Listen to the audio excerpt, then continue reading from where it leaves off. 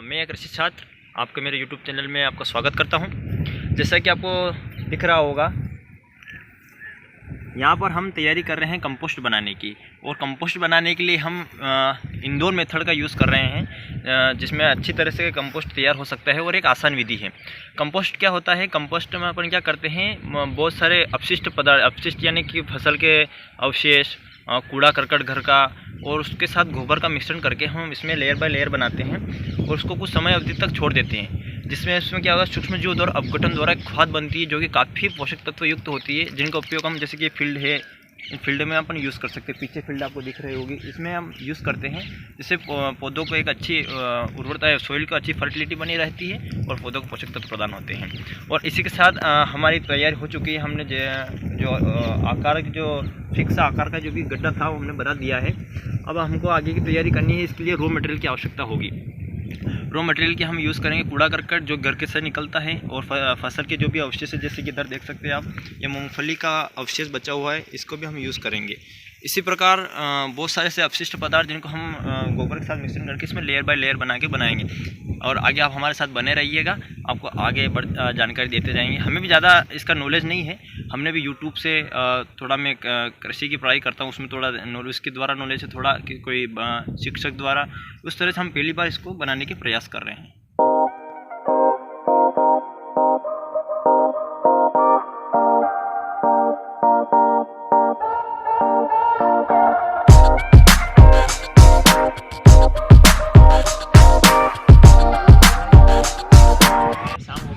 लगभग 5 बज गई है, तो जो भी आगे का काम है वो हम कल बताएंगे आपको, मतलब कल करेंगे। जो भी काम आज अपना अच्छा काम हो चुका है, गड्ढा तैयार हो चुका है, अब इसमें रॉ मटेरियल डालना है अपन को, घर से कलेक्ट करके लाए। जैसे कि कंपोस्ट बनाने के पहला चरण अपन ने पूरा कर लिया था। उसमें अपन ने पीट बनाया, यानी गड्ढा बनाया था। वो गड्ढा एक निश्चित आकार का होता है जो कि हमने बनाया था, वहाँ पर आपको दिखाया था। और अब इसका अगला चरण, अगली स्टेप जो होती है, इसमें अपन को रॉ मटेरियल की आवश्यकता होती है। और रॉ मटेरियल के लिए अपन ने जो कलेक्ट करना है, जो कूड़ा करकट है, घर का अपशिष्ट पदार्थ है, फसल के अपशिष्ट पदार्थ है, उनका यूज़ करते हैं। और इसी के साथ हम यूज़ करने वाले जो आपको दिखाते हैं कंपोस्ट के लिए, आइए हमारे साथ।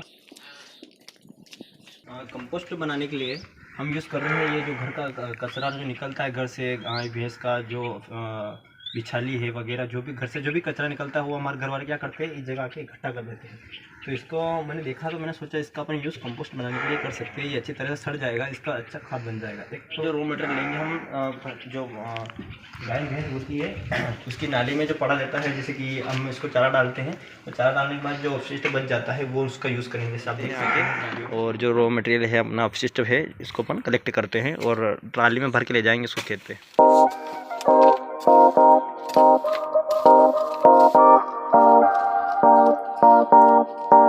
रॉ मटेरियल के रूप में आप किसी भी तरह के अपशिष्ट पदार्थ को यूज़ कर सकते हैं, जैसे कूड़ा करकट घर से निकलने वाला हो, जो जानवर की बिछाली हो गई, जानवर को चारा डालते हुए जो बिगड़ा हुआ हो, जो जानवर खा नहीं पा रहे उसको, बहुत सारे।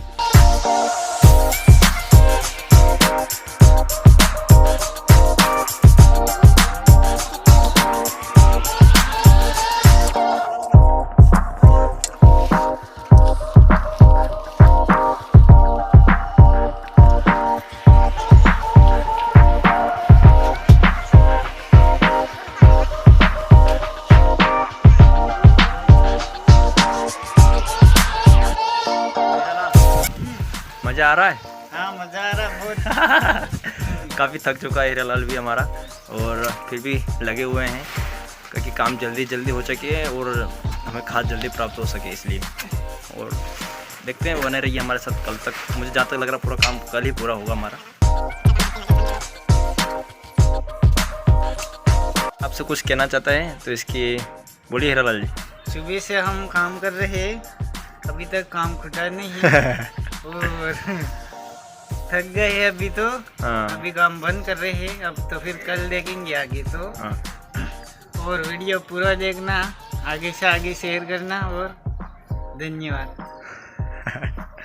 ये हमारे लाल ने बहुत अच्छी बात बोली है, वीडियो पूरा देखोगे तो पूरी प्रक्रिया आपको पता चलेगी। तो आप हमारे साथ बने रहिए, क्योंकि ये काम तो कल होगा, आपके लिए कल नहीं, हमारे लिए करें बस। और कंटिन्यू बने रहेंगे हम। और अभी इतना बहुत हो चुका है काम, अब कल देखेंगे जो भी है उसको, है ना। साथियों, जैसे कि कल अपन ने आधे से ज़्यादा काम कर लिया था, यहाँ का जो भी रॉ मटेरियल था वो अपन ने इकट्ठा कर लिया, और कल रात को भारी बारिश के कारण ये पेड़ भी नीचे गिर गया। ये भी मेरे को दिखा है, देख सकते हो। कल रात को अच्छी भारी बारिश हुई और ओलावृष्टि हुई, कई जगह फसलों का नुकसान भी हुआ है। और कल का जो आधा काम था हमने पूरा कर चुके थे। यहाँ का जो भी रॉ मटेरियल था वो इकट्ठा हो चुका है, और अगला रॉ मटेरियल जो हम लेंगे वो पशु का अवशेष लेंगे, जो पशु की नालिम से आपको दिखाते हैं। हम आपको हमारे साथ बने रहिए। जैसे कि आप देख सकते हो, जो पशु के नाम में जो भी चारा डालते हैं, ये जो वेस्ट है इसको हम यूज़ करेंगे रॉ मटेरियल के रूप में। इधर बताइए थोड़ा इधर आप देख सकते हैं, नाली में बहुत सारा अवशेष पड़ा है पशुओं का, जो चारा डालते हैं। इनको जो चारा डालते हैं वो क्या होता है कि धीरे धीरे जो खराब होता है वो खाते नहीं है, और जो खाना लायक होता है वो खा लेते हैं। वो जो बचा रहता है ऐसे ही पड़ा था। इसका यूज़ भी हम वहाँ पर कंपोस्ट बनाने के लिए करेंगे। तो लास्ट हमारी जो रहेगी रॉ मटेरियल की इकट्ठा करके ट्रॉली में भरेंगे हम। तो बने रहिए हमारे साथ।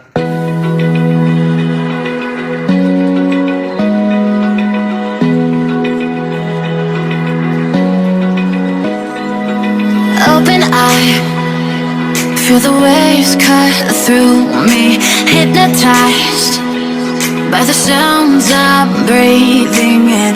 Hold tight, chemicals collide. Hold tight, hold tight. Dripping lights paint the skies, all because of you. Lights paint the skies, only you can make me move. हमारा रॉ मटेरियल हमने इकट्ठा कर लिया है। जैसे कि हमने आपके सामने बताया था, कूड़ा करकट लिया था, और पशु के जो नान पड़ा रहता है अपशिष्ट, जो पशु खाते नहीं इस चारे को, उस चारे को हमने यूज़ किया है। इसके लिए इन दोनों को इकट्ठा कर लिया है। अब इनको ले जाएंगे हम खेत पे, जहाँ अपने गड्ढे का निर्माण किया था। तो वहाँ जाके आपको हम अगले स्टेप बताएंगे कैसे क्या उसको तैयार करना है। तो हमारा जो दूसरी स्टेप थी वो पहली स्टेप अपने गड्ढे बनाना था, हो गई। दूसरी स्टेप जो रॉ मटेरियल इकट्ठा करना था वो हो गई। अब अपन यहाँ से जाते हैं कुएँ पर ट्रैक्टर लेकर, जिसकी ट्राली पूरी रॉ मटेरियल से भर चुकी है। अब इसको लेके चलेंगे अपन खेत पे, और वहाँ जाके अगले स्टेप को पूरा करेंगे। तो बने रहिए हमारे साथ आगे। आपको हम आपके यहाँ जो जानकारी है कंपोस्ट बनाने की लगातार देते रहेंगे।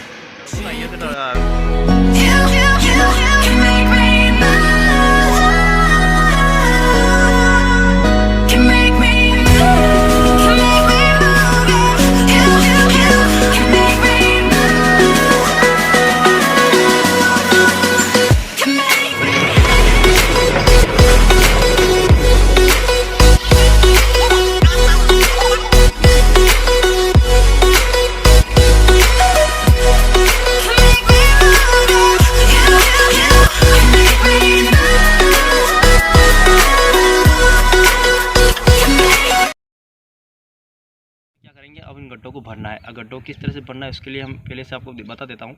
सबसे पहले हम करेंगे, जो कचरा है इस कचरे की पहले एक लेयर बनाएंगे। फिर जो मूंगफली का कचरा है, मूंगफली का अपशिष्ट है, ये इसकी एक लेयर बनाएंगे।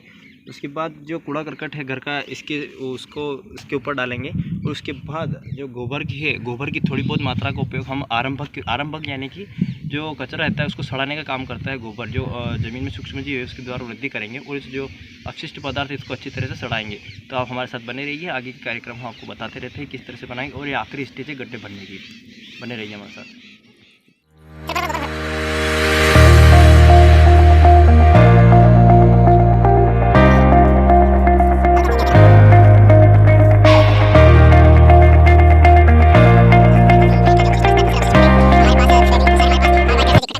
बहुत अच्छी तरह से काम चल रहा है। मौसम भी थोड़ा ख़राब है आज, बारिश होने की अच्छी खासी संभावना, और रात में भी बारिश हो चुकी थी। और आप जैसे देखते ही रहे हैं, लेयर बाय अपन एक लेयर 2 लेयर 3 लेयर, जहाँ तक लेयर बनती रहे वहाँ तक लेयर बनाते रहना है। और इसी तरह से गोबर की थोड़ी बहुत मात्रा का यूज़ करते हैं अपन आरंभक के रूप में। ये विशेष ध्यान देना है अपन को, क्योंकि गोबर की मात्रा नहीं डालेंगे तो अच्छी तरह से जो है ये अपघटन नहीं हो पाएगा। और इसी तरह से अपन लेयर बाय लेयर बनाते रहना चाहिए। और बने रहिए हमारे साथ। आपको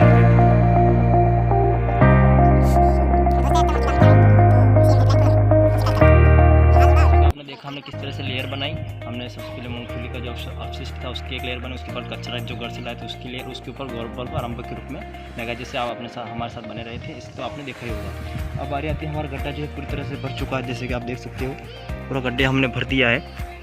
अब क्या करना है, इसमें पानी डालना है। तो पानी के लिए हमने ये पाइप सुविधा डाली है, जो कुएं से बहुत अच्छी तरह से पानी छिड़कना है, क्योंकि पानी की जो मात्रा है सभी जगह एक समान जानी चाहिए, तभी जाके जो है खाद का बटन सही तरह से होगा।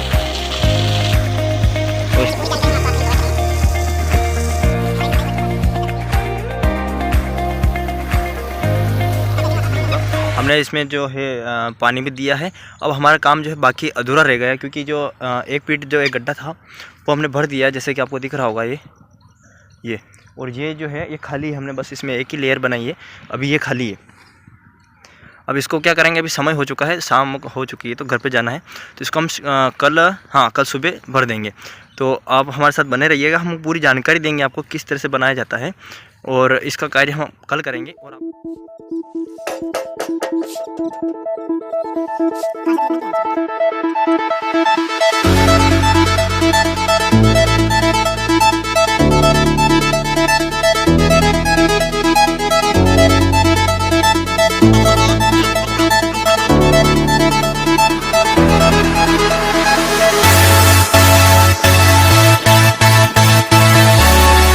हमारा दूसरा वाला गड्ढा था वो भी पूरी तरह से भर चुका है, जैसे कि आप देख सकते हो। ये अब इसमें पानी देना है हमको, इसलिए टाइम हो चुका है। अभी जो लाइट आ रही होगी, तो अभी इसमें क्या करेंगे,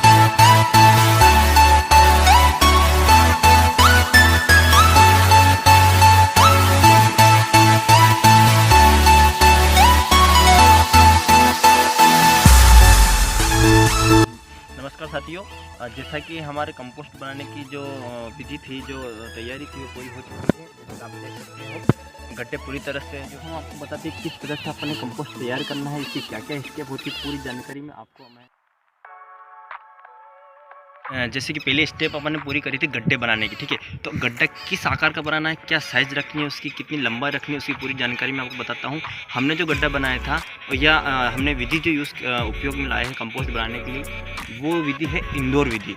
इंदौर विधि को हमने उपयोग में किया है, उपयोग में लाया। इसके लिए हमने गड्ढों का आकार रखा था, उसकी लंबाई हमने जो रखी थी 10 फीट रखी थी, उसकी जो चौड़ाई उसको हमने 6 फीट रखा था, और उसकी गहराई जो हमने 3 फीट रखी थी। तो ये इस आकार का हमने पहले गड्ढा प्रिपेयर किया था, और गड्ढा प्रिपेयर करने के बाद नेक्स्ट स्टेप में जो पहली स्टेप थी अपनी गड्ढे बनाने की, वो पूरी हो चुकी है। अब नेक्स्ट स्टेप आती है, इसमें अपन को अपशिष्ट जो रॉ मटेरियल की आवश्यकता होती है, रॉ मटेरियल अपन को इकट्ठा। सर्वप्रथम अपन को क्या करना है, अगर अपने घर से जो कूड़ा करकट निकलता है उसको इकट्ठा कर लेना है, या इकट्ठा करा हुआ पड़ा है या कहीं, तो उसको उठाना है। सबसे पहले तो रॉ मटेरियल के रूप में इसको यूज़ कर सकते हैं।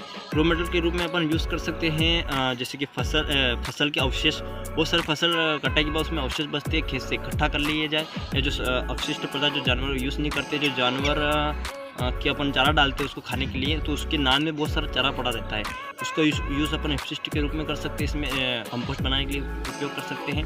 पेड़ पौधों की पत्तियों को अपन यूज़ कर सकते हैं इसमें कंपोस्ट बनाने के लिए। और एक और आखिरी जो रिक्वायरमेंट होती है इसमें, आरंभक के रूप में। आरंभक यानी कि किसी भी जो अपशिष्ट पदार्थ अपन यूज़ कर रहे हैं उसको सड़ाने के लिए आरंभक के रूप में जो अपने पास उपलब्ध होता है वो गोबर की थोड़ी बहुत मात्रा का उपयोग हम करते हैं इसको सड़ाने के लिए। आरंभक के रूप में गोबर की मात्रा थोड़ी बहुत मात्रा का यूज़ करते हैं, ताकि जो अपशिष्ट पदार्थ जो गड्ढे में भरा जा रहा है वो अच्छी तरह से अपघटित हो सके, इसलिए अपन इसका यूज़ करते हैं।